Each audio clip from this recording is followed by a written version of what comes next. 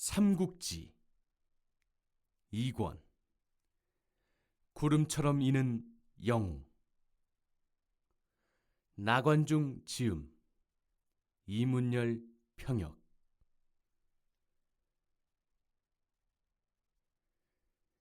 장성은 강동에 지고.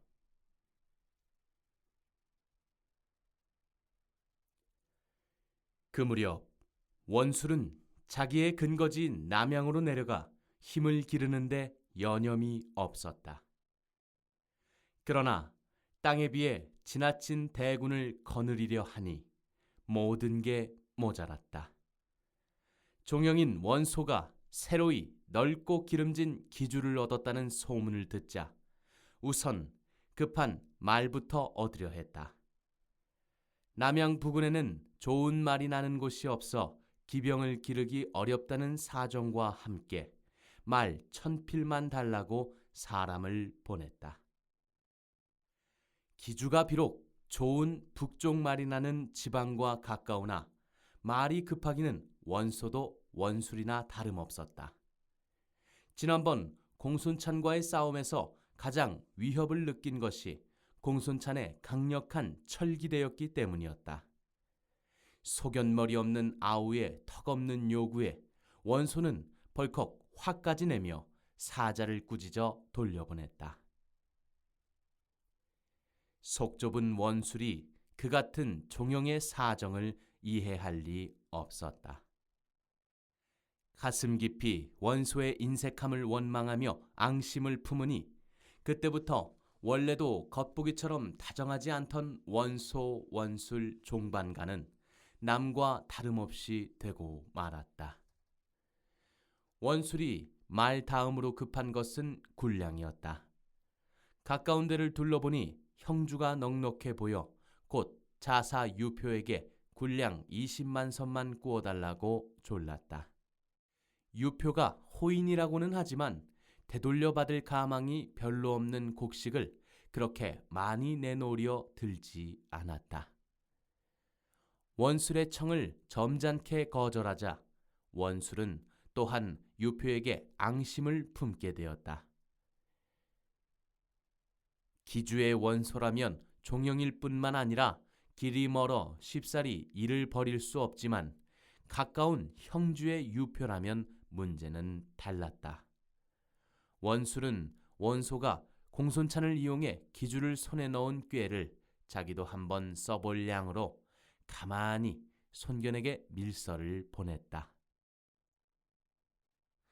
전일 유표가 공의 길을 끊고 괴롭힌 것은 내 형 본초가 시켜서 한 짓이외다. 이제 본초와 유표는 몰래 내통하여 강동을 빼앗을 궁리를 하고 있어. 만약 공께서 군사를 일으켜 유표를 친다면 나는 공을 위해 기주의 본초를 치겠소이다. 그렇게 되면 둘 다 지난 원수를 갚을 수 있을 뿐만 아니라 공은 형주를 얻게 되고 나는 기주를 얻게 될 것이요. 결코 그르침이 없게 하시오. 뜻으로 보면 손견의 힘을 빌려 원소와 유표 두 사람에 대한 앙심을 한꺼번에 풀려는 것처럼 보였지만 사실 원술이 노린 것은 유표뿐이었다. 유표와 손견을 싸움 붙여 가만히 보고 있다가 이득을 보려는 속셈이었다. 그러나 원소와 원술 종반간이 불목하게 되었다는 소문이 이미 널리 퍼져 있는 데다 지난번 낙양에서 돌아오는 길에 유표에게 당한 욕을 분히 여기고 있던 손견이라 아무 의심 없이 원술의 충동질에 말려들고 말았다. 좋은 기회다. 유표 그놈이 지난날 내가 돌아오는 길을 끊고 나를 괴롭혔는데 이 틈에 그때 원수를 갚지 않고 언제 갚겠느냐. 손견은 원술의 밀서를 읽자마자 황계와 정보, 한당, 세 장수를 불러놓고 그렇게 말하며 유표를 칠 의논을 했다.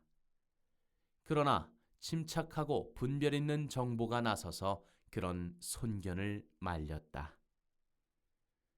원술은 속임수가 많은 사람입니다. 이 일도 유표에게 군량 20만 섬을 꾸려다가 뜻대로 되지 않자 그 안갚음을 하려고 꾸몄을 것입니다. 믿을 말이 못되니 먼저 사람을 풀어 자세히 살핀 뒤에 군사를 일으키는 것이 좋겠습니다. 손견은 혈기가 지나치고 직정적인 사람이었다. 새삼 유표에 대한 분노가 치솟아 이미 마음을 정한 뒤라 그런 정보의 말이 귀에 들어오지 않았다. 나는 스스로 지난 원수를 갚고자 할 따름이다. 어찌 원술 따위의 도움을 바랄까 보냐. 그렇게 소리친 뒤 바로 군사를 일으켰다. 먼저 황계를 강가로 보내 전설을 띄우게 하고 병장기와 군량이며 마초를 싣게 했다. 그리고 큰 배에는 싸움말을 태운 뒤 그날로 강을 거슬러 형주로 향했다. 강에는 형주에서 온 세작들이 널려 있어 그 소식을 탐지하자마자 나는 듯 유표에게 전했다. 손견이 갑작스레 대군을 일으켜 형주를 치러 온다는 말을 듣자 유표는 크게 놀랐다. 곧 장수들과 모사들을 불러놓고 손견 막을 일을 상의했다. 강동 성견이 지난날에 원혐을 불려고 대군을 일으켜 형주로 오고 있다니 이 일을 어쩌면 좋겠소. 세상이 다 알아주는 맹장 손견이 온 힘을 다 들여 설욕하고자 한다니 유표로서는 잠옷 근심거리가 아닐 수 없었다. 장수 괴량이 일어나 씩씩하게 말했다. 손견이 비록 그 용력으로 다소간 이름을 얻고 있다 하나 크게 근심하실 것은 없습니다. 황조로 하여금 강하의 군사들을 이끌고 앞장서 막게 하고 주공께서 몸소 형주와 양양의 병마를 들어 뒤를 받치신다면 강을 거스르고 호수를 건너느라 피로하고 지친 손견의 군사들이 무슨 힘을 쓸 수 있겠습니까? 듣고 보니 이치에 닿는 말이었다. 유표는 그 말을 옳게 여겨 강화를 지키던 장수 황조에게 손견의 군사를 맡게 하고 자신도 대군을 일으켜 몸소 그 뒤를 받쳐주기로 했다. 이때 손견은 세 아내의 6 아들과 한 딸이 있었다. 첫째 오부인 소생에 아들 넷을 두었는데 마지가 책으로 자가 백부였으며 둘째가 권으로 자가 중모요 셋째가 이그로 자가 숙필 넷째가 광으로 자는 계좌였다. 또 오부인의 동생을 아내로 맞아 아들 하나와 딸 하나를 두었으니 아들은 이름이 낭이요 자가 조안이며 딸은 이름이 인이었다. 거기다가 유씨 집안의 아들 하나를 양자로 얻으니 이름은 소요 자는 공례였다. 손견이 군사를 일으켜 강동을 떠나려 할 즈음하여 아우 손정이 그 조카들을 데리고 형 앞으로 나와 다시 한번 손견을 말리려 들었다. 지금 동탁이 나라의 대권을 오로지 하고 있고 황제는 나약하여 그를 억누르지 못하니 해내가 크게 어지럽습니다. 영웅이 각기 땅을 갈라 한 조각씩 차지하고 있어 다툼이 그치지 않는 터에 다만 강동만이 형님이 계셔서 평온합니다. 그런데 이제 형님께서는 작은 원한을 풀고자 큰 군사를 일으키시니 마땅한 일이 못 됩니다. 바라건대 이 어린 것들을 보셔서라도 마음속에 분을 푸시고 다시 한번 가다듬어 생각해 보십시오.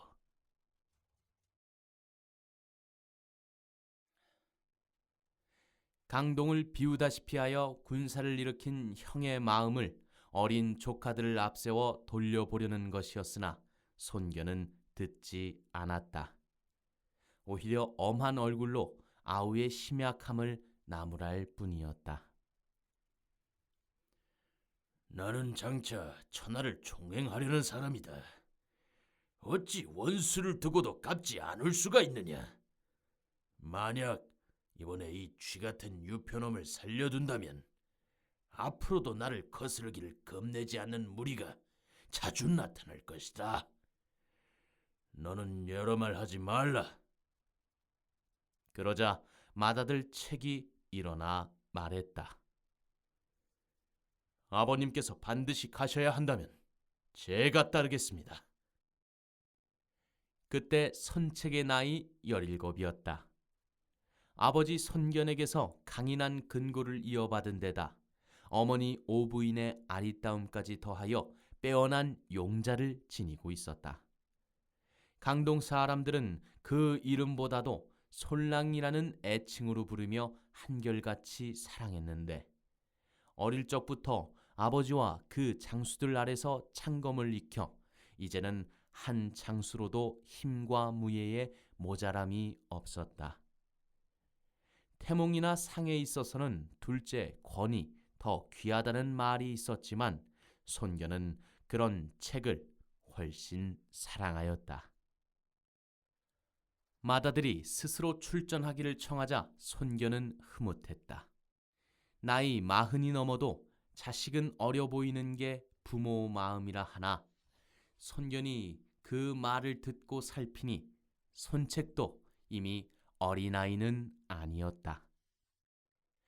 그 자신도 17에 단신으로 전당호의 수적들을 무찌르고 18엔 회계의 허창을 치기 위해 의군을 일으키지 않았던가. 장하다. 내 뜻이 그러하다면 한번 싸워보아라. 손견은 기꺼운 마음으로 손책의 종군을 허락했다. 이에 손책은 갑주와 병기를 갖추고 싸움배에 올라 번성으로 거슬러 올라갔다. 한편 유표의 명을 받아 강화를 지키던 황조는 손견의 배들이 거슬러 올라오는 대강 연변에다 국노수를 숨겨두고 기다리고 있었다. 며칠 안 돼 과연 손견의 전선들이 줄을 이어 나타났다. 황조는 미리 숨겨둔 군사들을 시켜 어지러이 활과 세뇌를 쏘아 붙였다. 때 아닌 화살비에 손견의 군사들은 몹시 당황했다. 그때 손견이 칼을 뽑아들고 소리쳤다. 모두 가벼이 움직이지 말라. 배전에 몸을 숨겨 화살을 피하고 배는 그대로 저 나가라. 적이 더 많은 화살과 쇠뇌를 쏘도록 충동해야 한다. 군사들은 영문도 모르고 그 말을 따랐다. 배전이나 배 안에 숨은 채 함성만 지르며 강을 오르내리기를 사흘에 수십 번이었다. 강동의 군사들이 수전에 능하다는 걸 잘 아는 황조는 감히 배를 내어 덤벼볼 생각은 못하고 손견의 전선들이 나타날 때마다 애꿎은 활과 쇠뇌만 미친 듯 쏘아댔다. 그러기를 사흘에 수십 차례나 했으니 화살이 견뎌내지 못하는 건 정한 이치였다. 마침내 화살이 다하여 강을 오르내리는 손견의 전선들을 멀거니 보고만 있을 때 손견이 다시 군사들에게 영을 내렸다. 배전에 박히고 배 안에 떨어진 화살을 주워 모아라.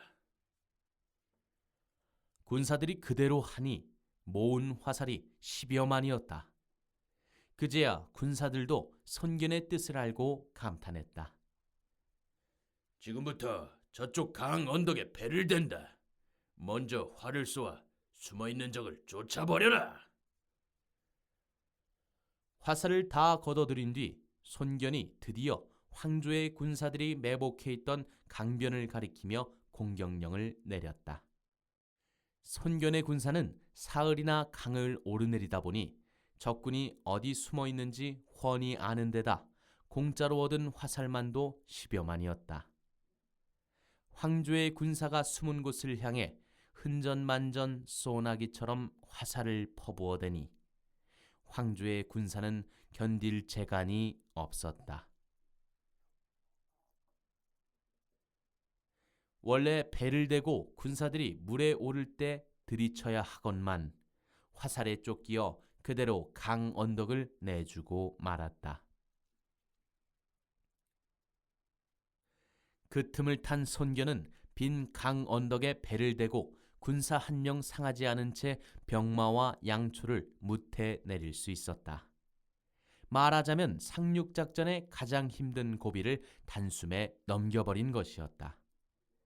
그러나 손견의 신속한 움직임은 거기서 그치지 않았다.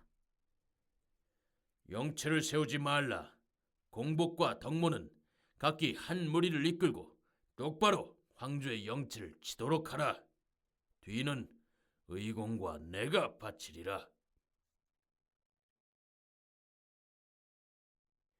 마땅히 진체를 열어야 하건만 그렇게 싸움을 재촉했다.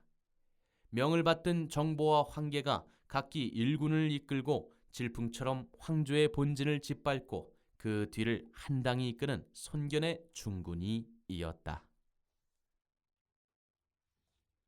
무태 내리자마자 영체도 세우지 않고 똑바로 달려들 줄은 몰랐던 황조는 그 기습에 크게 낭패했다.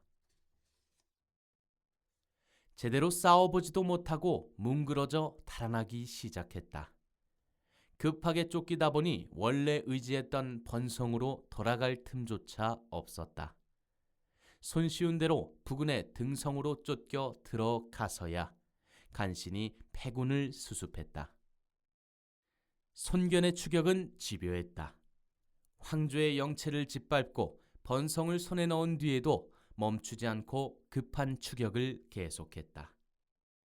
그러나 황계를 번성에 남겨 성과 배들을 지키게 하고 군사도 나누어야 하는 동안 등성으로 쫓겨 들어간 황조도 한숨을 돌렸다. 적은 며칠이나 배 위에서 보낸 데다 급한 싸움으로 지칠 대로 지쳐있다.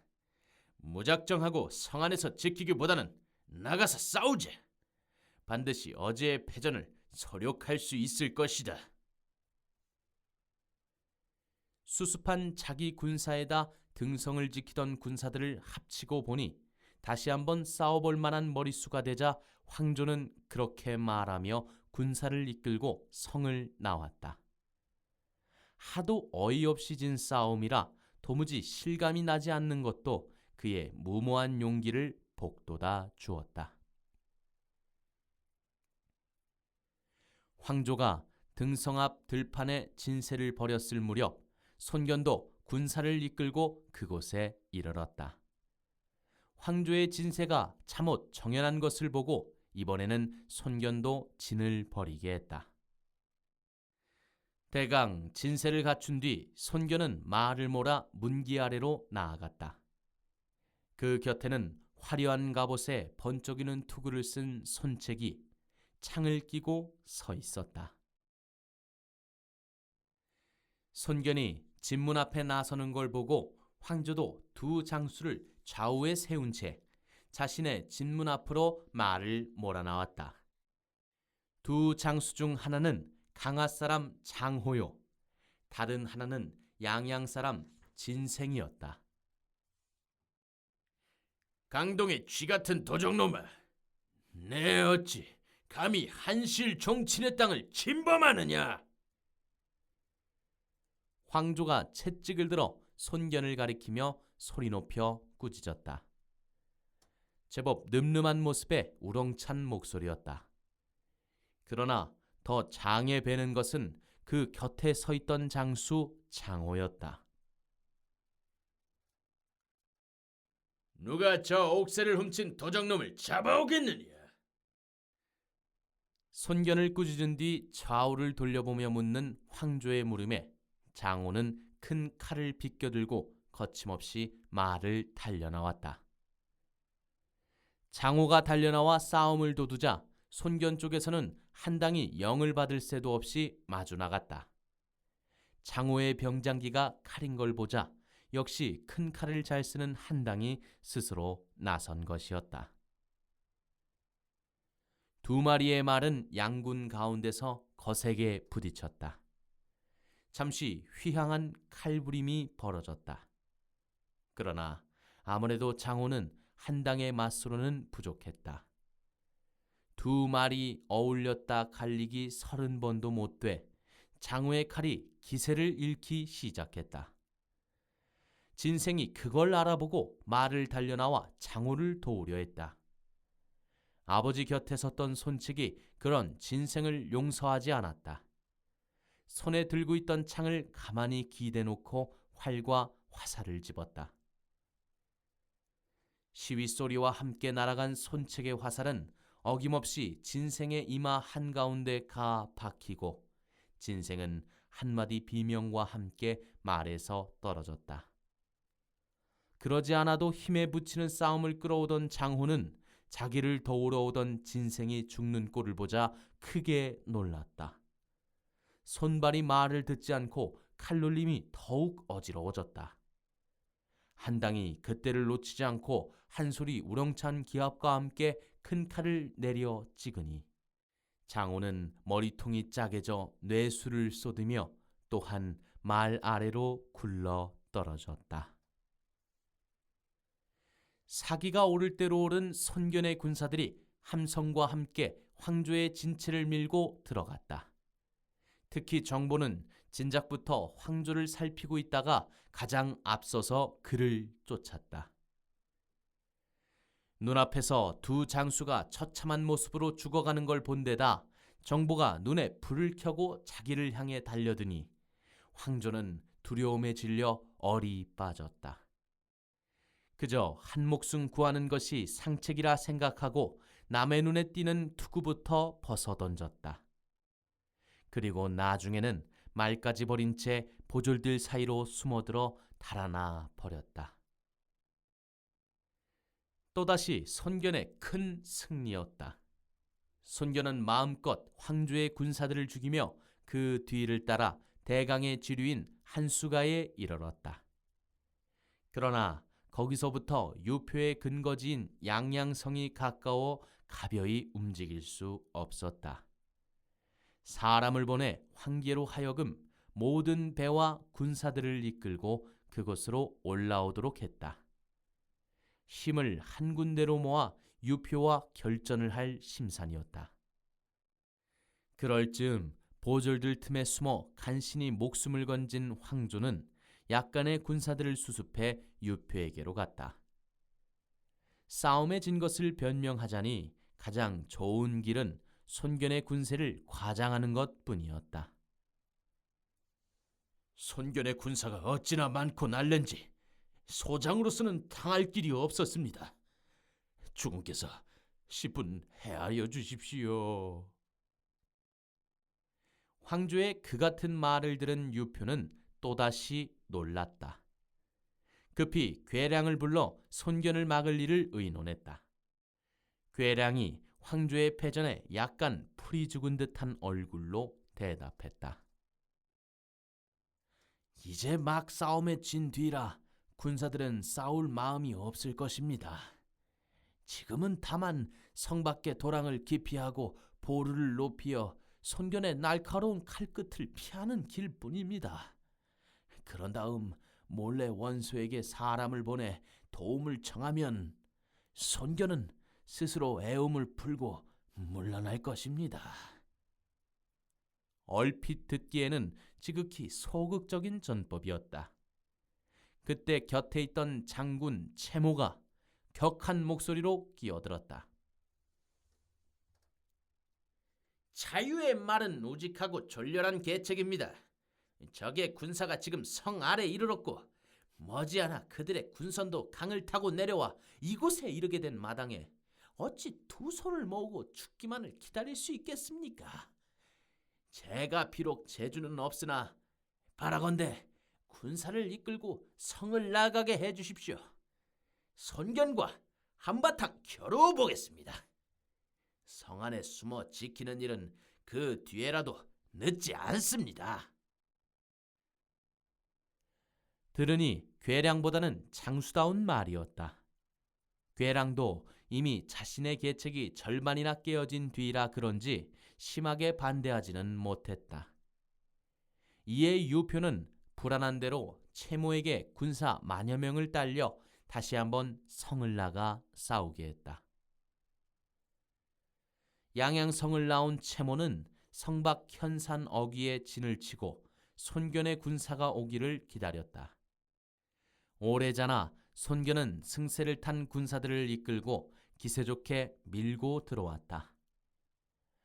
멀리 한수에는 황계가 이끄는 선단이 강을 덮듯 내려오고 있었다. 그러나 채모는 조금 더 움츠려들미 없이 말을 몰고 진문 앞에 나와 손견의 대군을 맞았다. 손견이 그를 알아보고 좌우를 돌아보며 물었다. 저자는 유표의 처남이 된다고 들었다. 전실이 죽은 뒤에 얻은 후실의 오라비가 된다 하니 산채로 사로잡을 수만 있다면 젊은 후실에게 빠져있는 유표를 달래볼 수가 있을 것이다. 누가 저자를 사로잡아 오겠느냐? 제가 한번 나가보겠습니다. 정보가 쇠자루 달린 창을 비껴들고 말을 박차며 소리쳤다. 채모 또한 두려워하지 않고 마주 싸웠으나 무예가 정보에 미치지 못했다. 몇 합 어우러 보지도 못하고 말머리를 돌려 달아나기 시작했다. 그러지 않아도 손견의 군사들에게 잔뜩 겁을 먹고 있는 형주 군사들이었다. 대장이 도망치자 한 번 싸워볼 생각도 않고 그 뒤를 따랐다. 손견의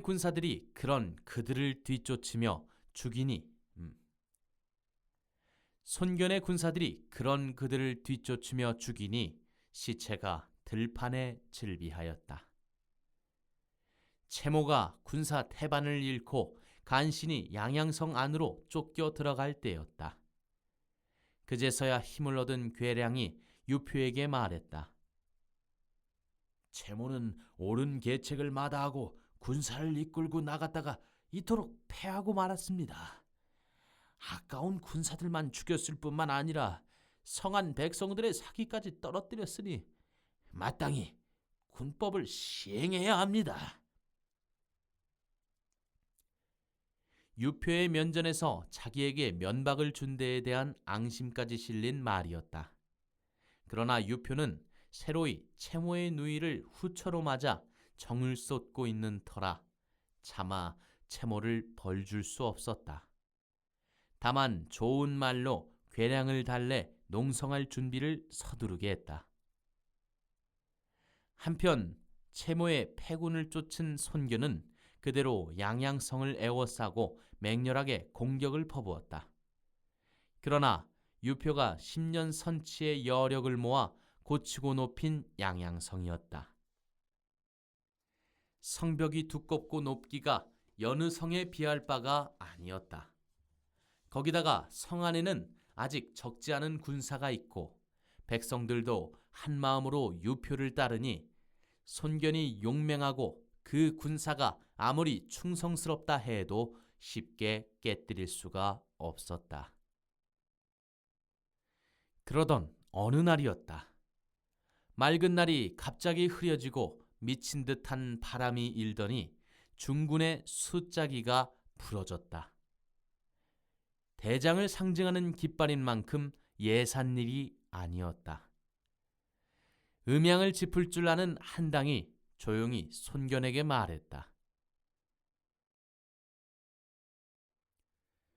중군의 숫자기가 부러진 것은 좋은 징조가 못 됩니다. 잠시 군사를 돌리시는 게 어떻겠습니까? 본시 배포가 크고 속기에 구애받지 않는 손견이 그 말을 들을 리가 없었다. 호탕하게 웃으며 한당의 권유를 한마디로 물리쳤다. 우리는 몇 번 싸워 모두 이기고 지금은 양양성을 우려 빼는 것도 아침 아니면 저녁의 일이 되었다. 그런데 한낮 바람에 깃대가 부러진 일로 어찌 군사를 되돌릴 수 있겠느냐. 살핌이 많으면 근심도 많다더니 의공이 바로 그러하구나. 손견이 그렇게 나오니 한당도 더는 권하지 못했다. 사기를 중히 여기는 진중이라 쓸데없이 불길한 말을 거듭할 수 없기 때문이었다. 하지만 이상한 조짐은 천문에도 비친 모양이었다. 그날 밤의 일이었다. 손견이 더욱 급하게 성을 공격하는 바람에 근심에 젖은 채 홀로 있는 유표를 괴량이 찾았다. 사실 괴량은 장수라기보다는 모사에 가까웠다. 무예도 범상치 않았지만 그에 못지않게 학식이 있고 천문과 지리에도 밝았다. 초저녁부터 성루에 올라 하늘을 바라보더니 무엇을 보았는지 은밀한 어조로 입을 열었다. 오늘 저녁 제가 천상을 보니 장성 하나가 떨어지려 하고 있습니다. 그 있는 곳으로 헤아리건대 손견의 벌이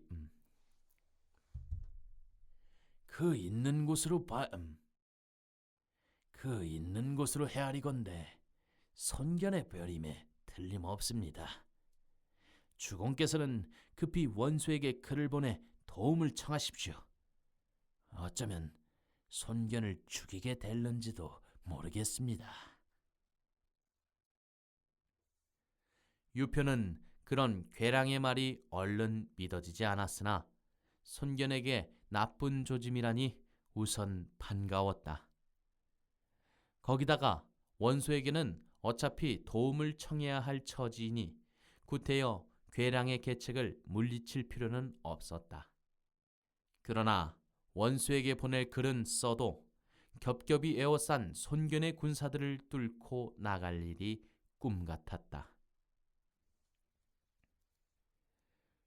누가 손견의 애엄을 뚫고 이 글을 원수에게 전하겠느냐? 유표가 국리 끝에 여러 장수들을 모아놓고 물었다. 여러 장수가 모두 대답이 없는데 한 젊은 장수가 씩씩하게 나섰다. 제가 한번 해보겠습니다. 유표가 반가운 마음으로 보니 여공이란 아장이었다. 유표는 몇 번이나 그 장한 기상을 치하하고 후한 상을 약속한 뒤 원소에게 보낼 글을 맡겼다. 여공이 막 성을 나서려 할 때 괴량이 다시 그를 불렀다. 그대가 죽기를 두려워 않고 성을 나서려 하나 그 전에 먼저 내 계책 하나를 들으시오. 나갈 때 군마 500을 데리고 가되 반드시 활을 잘 쏘는 이들을 데려가시오. 그리고 무사히 적진을 뚫고 나가거든 기주로 닿지 말고 현산으로 들르도록 하시오. 손견은 성정이 강급하니 그대가 뚫고 나간 걸 알면 반드시 앞장서서 그대를 쫓을 것이오.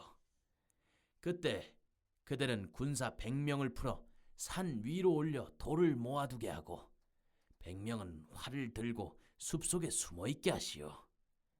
현산은 지세가 묘해 매복에 알맞은 곳이 여럿 있을 것이오. 매복이 끝난 다음 손견의 군사들이 그곳에 이르면 너무 빨리 달아나서는 아니 돼요. 될 수 있으면 길을 돌고 이곳저곳에서 적을 격동시킨 뒤 국노수를 숨겨둔 곳으로 유인해 가보도록 하시오. 그리고 적이 그곳에 오면 돌과 화살을 한꺼번에 쏘아붙도록 하시오. 잘만 되면 손견도 잡을 수 있어. 만약 우리 계책대로 되어 크게 이기게 되거든 연주 호포를 울려 신호를 하시오. 그러면 성 안에서도 급히 군사를 이끌고 나가 그대들과 처붕하겠소.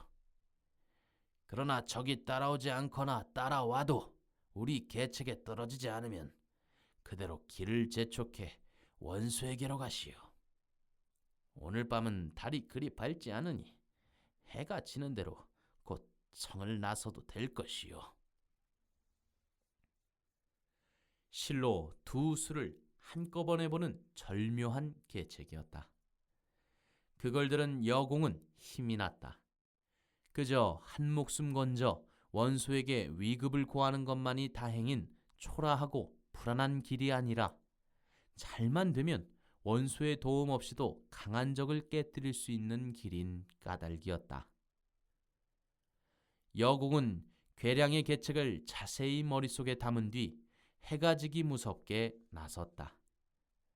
특별히 활 잘 쏘는 이들로만 골라 뽑은 500을 거느리고 가만히 동문을 연 뒤 질풍처럼 손견의 진중을 뚫고 나아갔다. 날이 저물자 잠시 공격을 그치고 장막으로 돌아와 쉬고 있던 손견은 갑작스런 함성과 함께 수많은 병마가 내딛는 소리를 듣고 놀라 좌우에게 물었다. 무슨 일이냐? 성 안에서 한때의 군마가 갑자기 동문을 열고 달려나와 현산 쪽으로 달아났습니다. 잠시 뒤에 돌아온 군사가 그렇게 대답했다.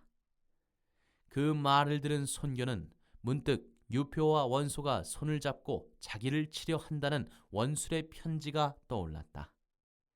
현산은 북쪽에 있으니 틀림없이 다급한 유표가 원수에게 구원을 청하러 보낸 것이라 여겨 갑주도 제대로 여미지 못하고 말 위에 올랐다. 서둘러 쫓다 보니 손견을 뒤따르는 것은 30몇 기밖에 되지 않았다. 유표의 사자를 놓쳐서는 안 된다는 생각 때문에 군사를 모을 틈은 고사하고 항상 곁에다 두는 장수들조차 제대로 데려가지 못한 것이었다. 손견이 현산 기슭에 이르렀을 때 여공은 이미 알맞은 곳을 골라 매복을 끝내놓고 있었다. 한쪽은 작은 숲이요, 다른 쪽은 가파른 벼랑인 소로로 벼랑 위에는 바위덩어리에 군사 100명이 숨고 숲에는 활과 쇠뇌를 가진 군사 100명을 숨게 했다. 그런 다음 여공은 남은 군사를 이끌고 산자락으로 와 느릿느릿 행군을 했다. 손견의 말이 빨라 홀로 앞장서서 달리다 보니 저만치 그런 여공의 병마가 보였다. 기어코 따라잡았다는 생각에 손견은 혼자라는 것도 있고 크게 외쳤다. 멈춰라! 쥐 같은 무리가 감히 어디로 달아나느냐? 그런데 이상하게도 적장은 오히려 말머리를 돌려 손견에게 부딪혀왔다. 손견이 조금만 침착했어도 여공이 자기를 유인하고 있다는 걸 눈치챌 수 있었으련만 하늘이 정한 운수는 어쩔 수 없었다.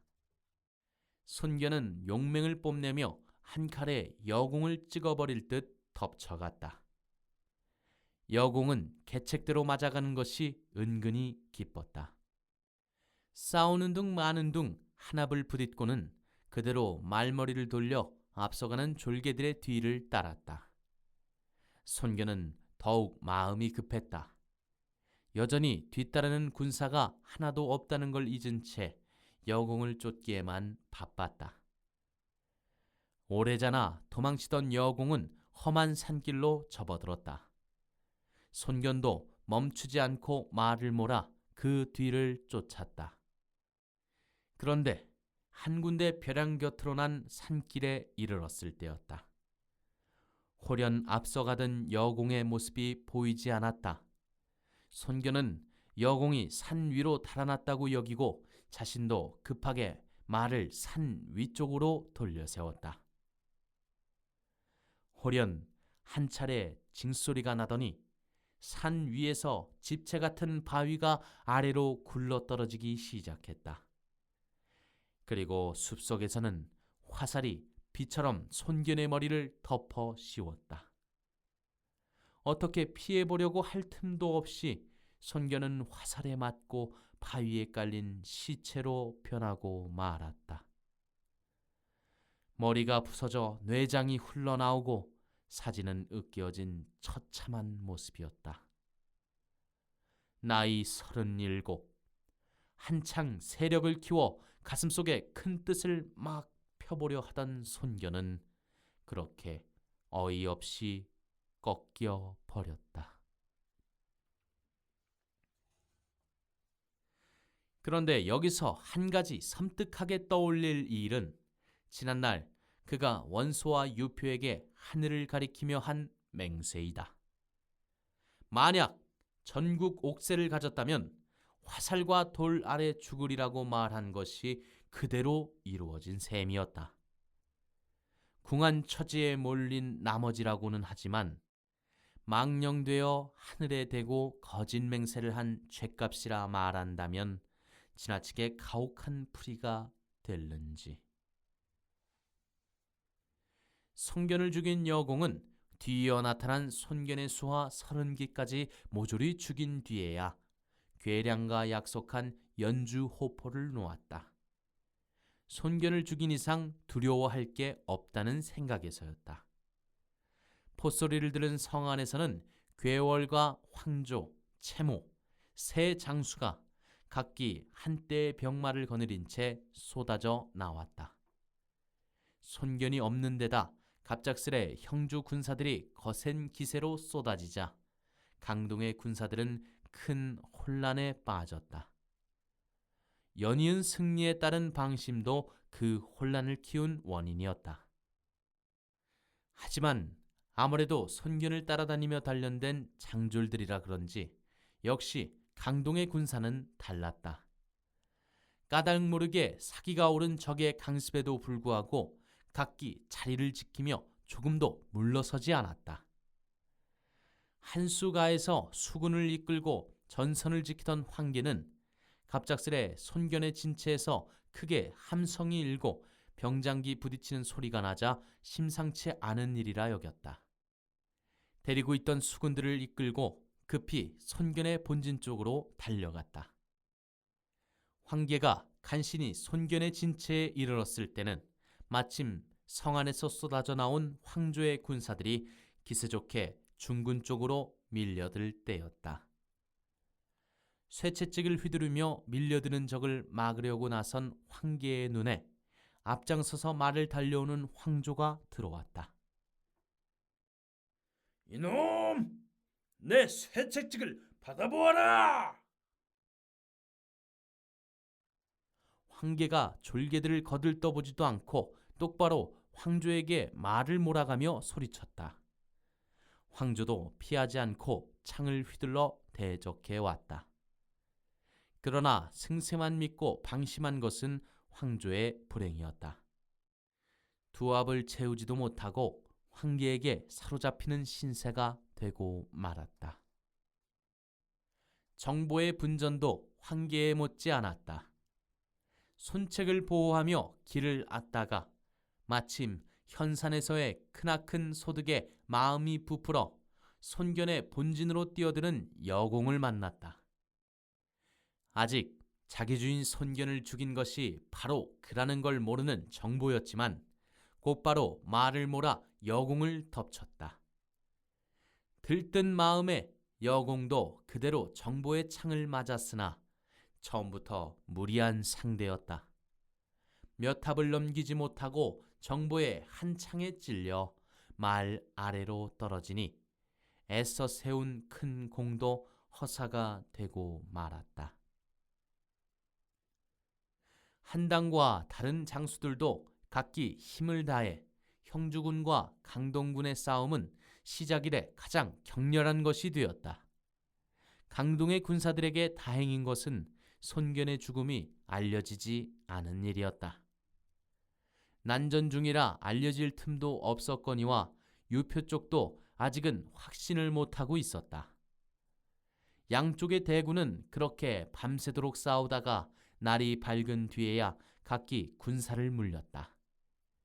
유표의 군사들은 성 안으로 되돌아가고 손견의 군사들은 배와 수군의 진영이 있는 한수 가해까지 밀려나 난군을 수습했다.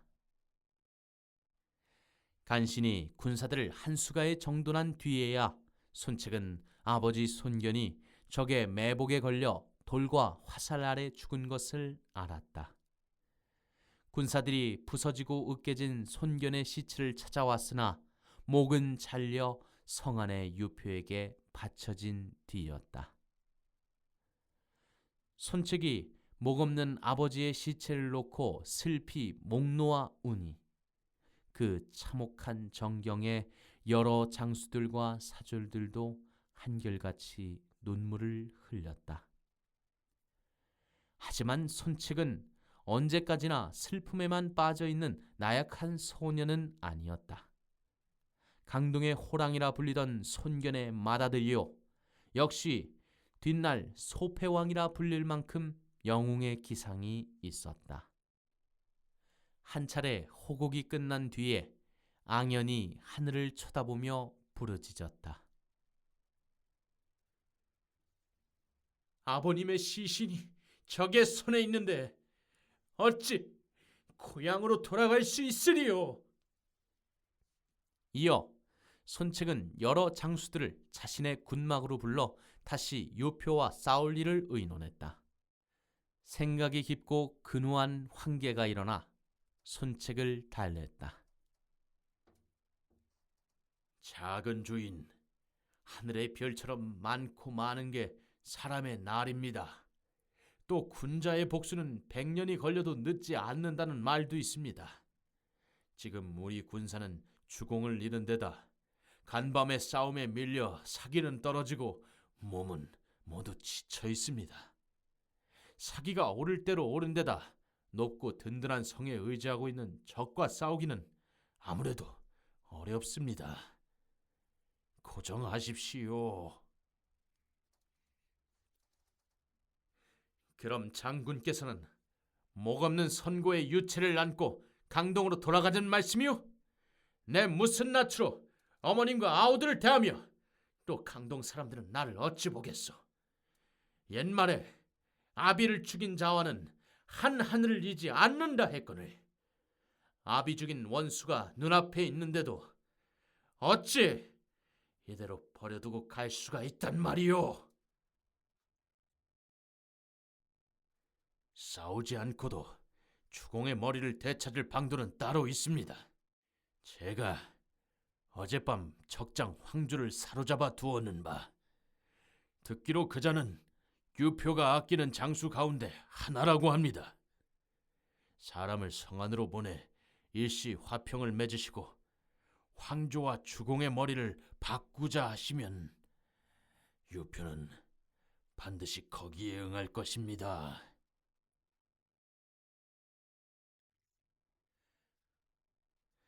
그런 황계의 말이 채 끝나기도 전에 굴리로 있는 환해가 나서서 말했다.